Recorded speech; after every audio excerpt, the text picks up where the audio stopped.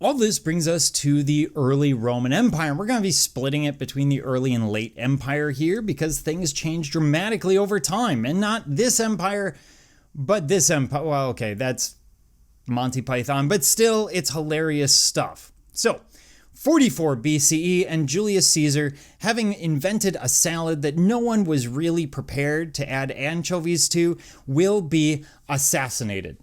What we get is a Roman civil war. And this is happening for a fairly short time and leads to the development of the Second Triumvirate, which is going to be Mark Antony, Octavian, who becomes Caesar Augustus, and Lepidus, who none of you have heard from. This splits Rome, or really they split Rome up. So who's going to run sort of different areas?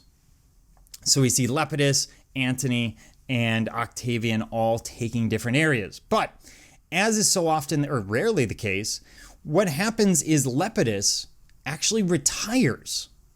I mean, this is ridiculous. In the first triumvirate, we have Cassius, whose name I'm getting wrong right now because I'm just not thinking of it. Very, very wealthy man. We have Caesar and we have Pompey. And we see the wealthy man being sent off. He tries to be a general. It fails. He gets possibly gold poured down his throat by the Parthians, and he dies. Crassus, that's his name.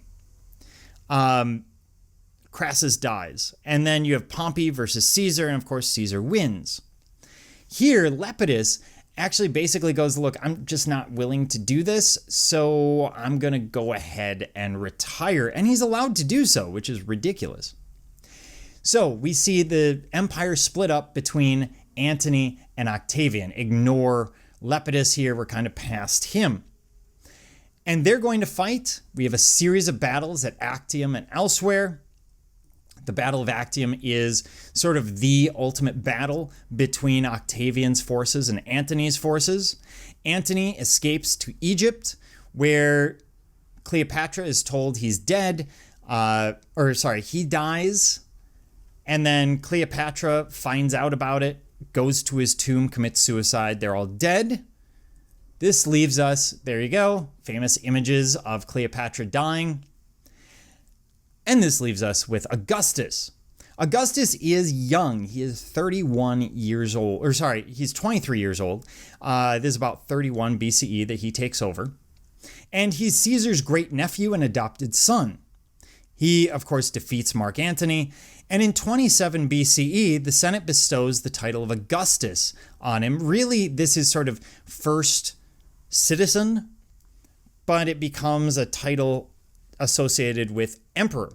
On the outside, we see a continuation, or what appears to be a continuation of the Republic, even though Augustus runs everything on the inside. So for your average Roman, it would look as if we've gone back to the Republic, at least for a short time. They'll figure it out.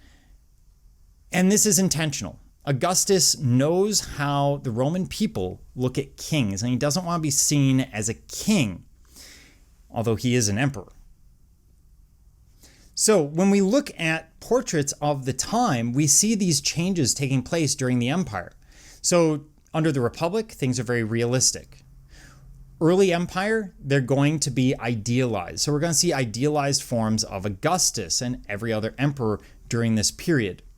As we move on, we will see a development of realism. So trying to develop a realistic sense of who the emperor is. And then we see simplification when we get to the very late Roman Empire.